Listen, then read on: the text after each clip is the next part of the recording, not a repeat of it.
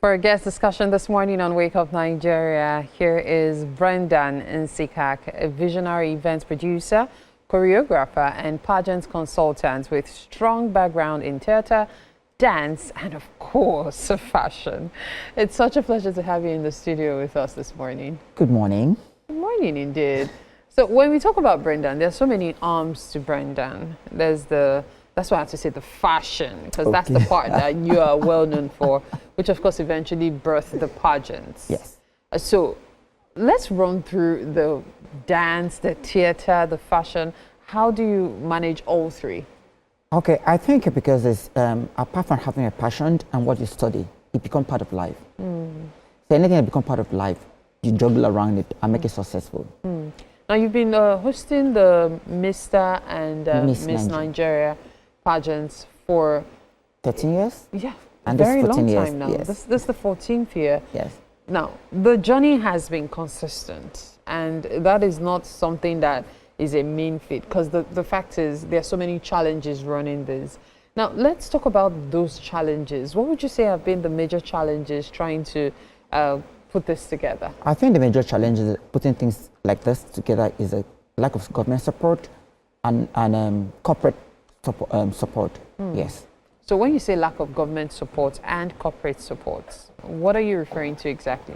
I think maybe government have not seen the need to put more into fashion and pageantry, because that's the new next oil boom when it comes to entertainment. Yes. The next oil boom. Now, there's so many pageants. Now, these days, it seems you turn around, you see pageants.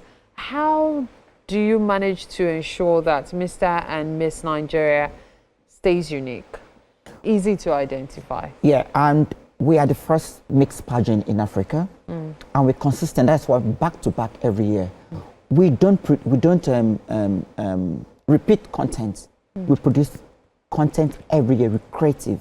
So whenever you come to our show, you want more, because that's the reason we have diverted into pageant and tourism last year. Yeah. So let's talk about the pageant and tourism. How does that work?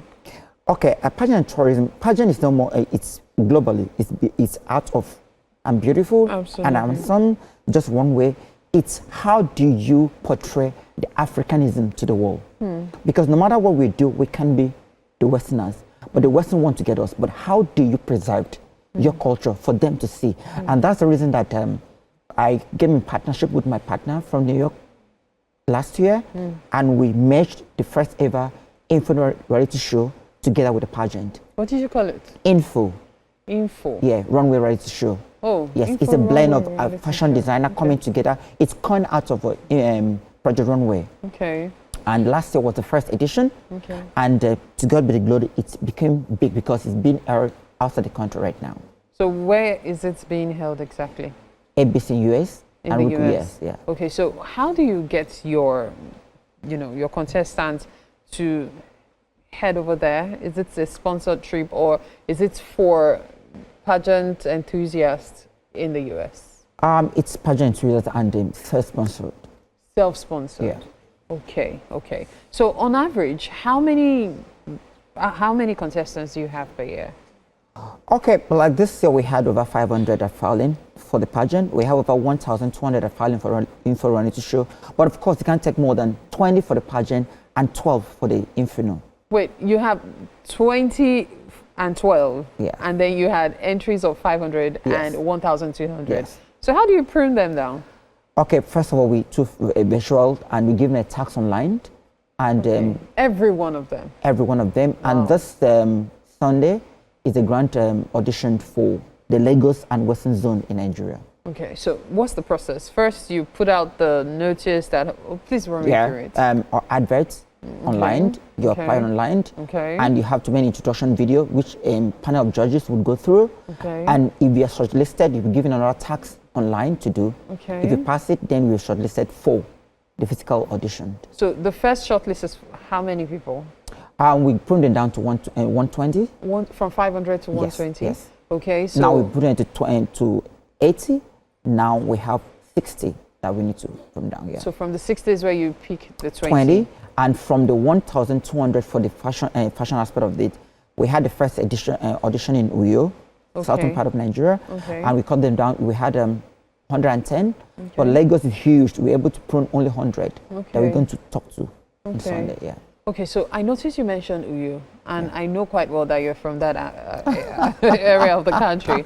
Is this your way of giving back to your community, to where you came from? Yeah, I started giving back to my community. It's because of the ecotourism center, that attraction, because it is now pageant and tourism. Yes, Lagos is huge and beautiful, but ecotourism is down there. Yeah, because that's what the outside world wants to see. That's what the outside world wants to see, true. So how are you able to manage both at once? Because handling one pageantry is already a lot. So for you to have the reality show, one would think that you would just say, you know what, everything together, let's just merge it into one. So how are you managing both? Okay, it was a big challenge last year. So this year we are able to merge the teams together because all the contestants for the pageant are the models for the designer. You understand? So we merged the two together. Yes. But when the designer gets evicted, the model will not be.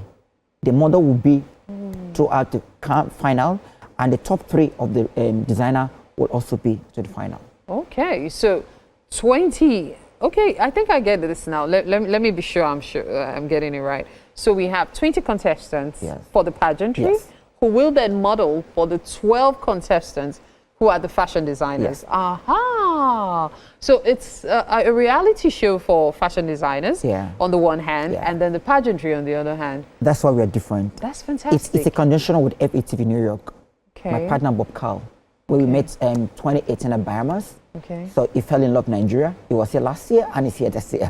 Okay, that's interesting. So all 12 of them self-sponsored trip to the US, or are they from different areas? No, the winner, of course, the winner for the pageant, the winner is going to Philippines. For the fashion aspect, the winner is going to Brooklyn Fashion Week in New York. The winner of last year just returned from Brooklyn. And also going back to New York Fashion Week. Okay, so you also get them into, because I was going to ask you that. In fact, let me just ask you, what benefits is it? So I win Miss Nigeria, or I'm the winner of the fashion, that's the info. So what's that for me? Okay, for the winner, of course, we have a salary spreader for 1 year. You have to work to earn it. And of course, a property, a landed property. And of course, an opportunity to represent Nigeria in global. Yeah, of course. Male and female. And also the other branding work. And for the Inferno, of course, you have a cash prize 2.5 million naira.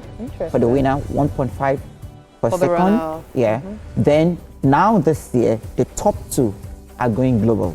New York Fashion Week and Paris. Wow. Because of my partner, it's a very young man that's doing so well. I know I fell in love with Africa. That's admirable. So that's something to look forward to, especially if you're a fashion designer and you're looking to improve your brand and give it global recognition. Thank you so much, Brendan Nsikak. This is very commendable, I must say, and I really love your passion for what you do. Thank you so much. All right, at this point, we have to take a break. You're watching Wake Up Nigeria. Just stay with us. We'll be right back.